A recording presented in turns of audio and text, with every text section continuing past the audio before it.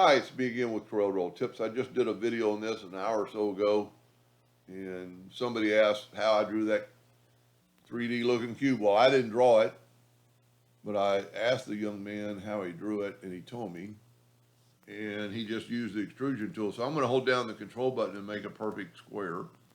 I'm going to go Control D while holding down the Shift key. I'm going to make it grow from the inside out.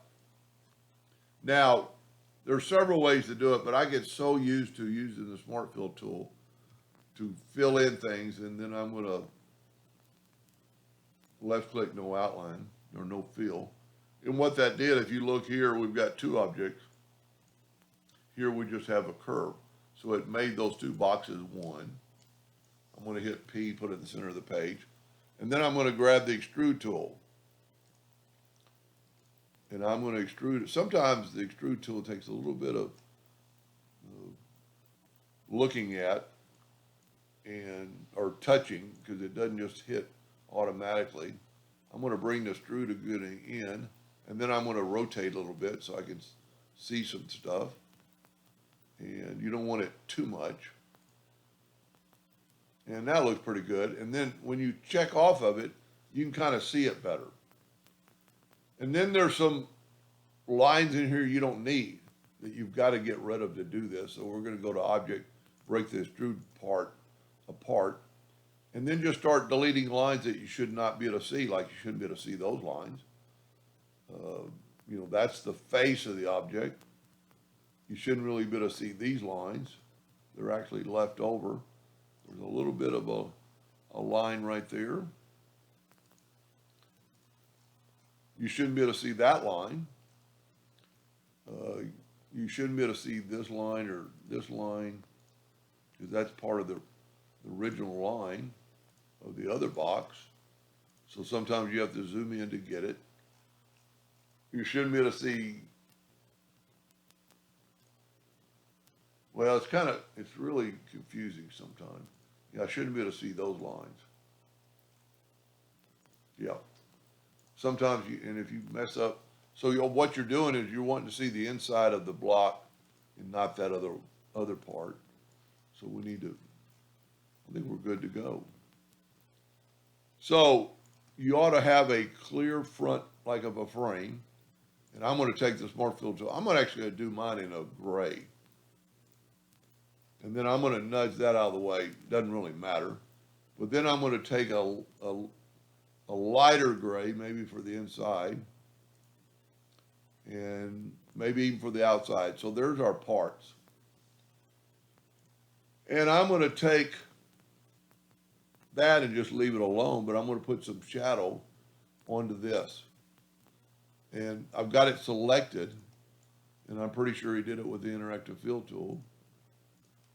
And just do that and then put a little bit of black on it to make it look like a shadow. You got to make sure it's even. Bring this kind of even where it looks good. Now, it'd be nice if you could use the attribute eyedropper, but by the time you figure out how to get it to work around the same angle, you could just redo it. Interactive fill tool. You've got to make sure that's at a right angle. We'll go ahead and make it a black. And then move this back and then you can kind of see it. That looks actually pretty good. And then on the same thing on the inside, I'm just creating a shadow effect. But instead of going white, it's going darker.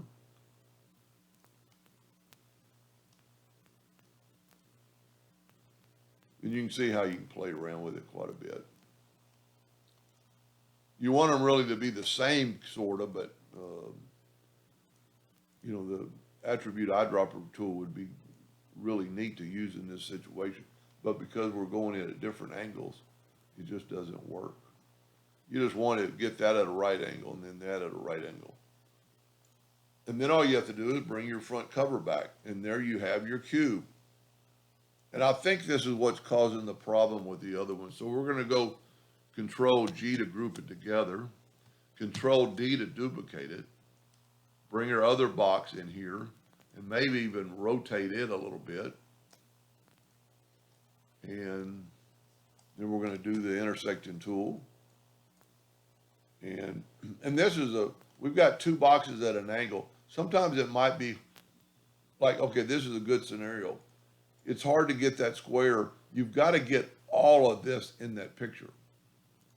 So take it and go to object and convert it to a curve. And then you can move this down with your shape tool. You need all of this in the box.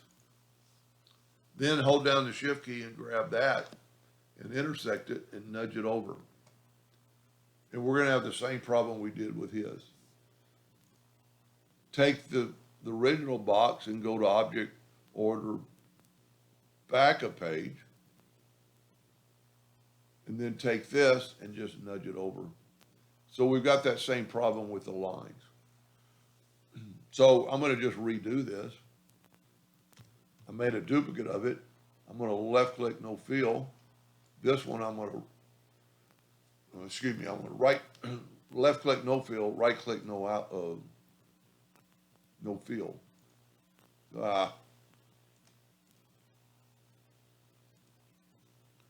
it's not going to let me do it. I'm going to have to go and break it apart on this one. Excuse me.